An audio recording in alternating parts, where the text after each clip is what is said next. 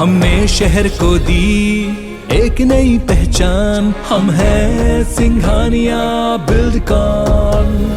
छत्तीसगढ़ में एक बार फिर से मौसम ने करवट ली है। मौसम विभाग के पूर्वानुमान के मुताबिक छत्तीसगढ़ के ज्यादातर हिस्सों में बुधवार रात से ही रुक रुक कर बारिश हो गई है।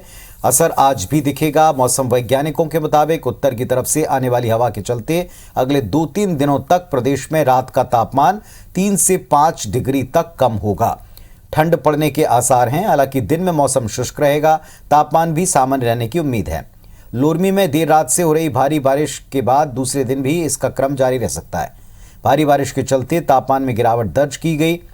लोरमी का न्यूनतम तापमान 8 डिग्री सेल्सियस दर्ज किया गया। कवर्धा जिले में भी देर रात को जमकर बारिश हुई है।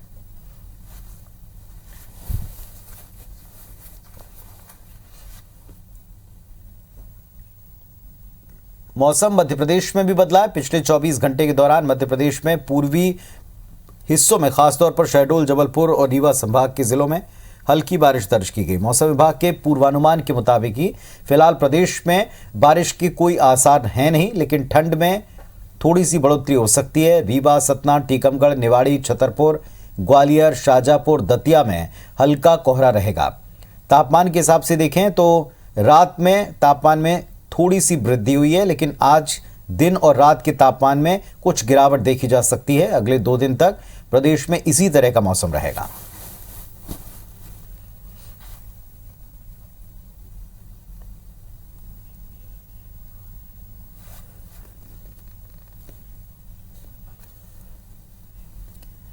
तो मध्य प्रदेश और छत्तीसगढ़ दोनों जगह मौसम में कुछ परिवर्तन दिख रहे हैं। हल्की रुक रुक कर बारिश का क्रम दिख रहा है। तो आगे कैसा मौसम रह सकता है, इसकी जानकारी के लिए रायपुर से हमारे साथ में हमारे सहयोगी स्टार जैन जुड़ रहे हैं। नीलम जुड़ी भोपाल से। पहले नीलम के पास चलते हैं। नीलम, मध्य प्रदेश में मौसम को लेकर क्या पूर्वानुमान है?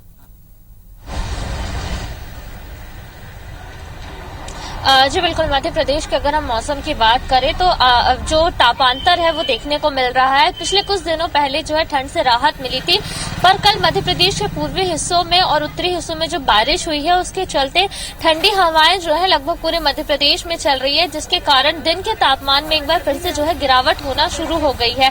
वहीं अगर हम रात के तापमान की बात करें तो कल तक रात के तापमान में बढ़ोतरी देखने को मिल रही थी, पर मौसम विभाग के पूर्वानुमान के अनुसार आज रात से फिर से एक बार जो है तापमान में हल्की जो है गिरावट हो सकती है और जो ठंड है वो बढ़ सकती है। इसके आसार जताए जा रहे हैं। अगले 2 दिन तक लगभग इसी तरीके का मौसम जो है मध्य प्रदेश में रहेगा।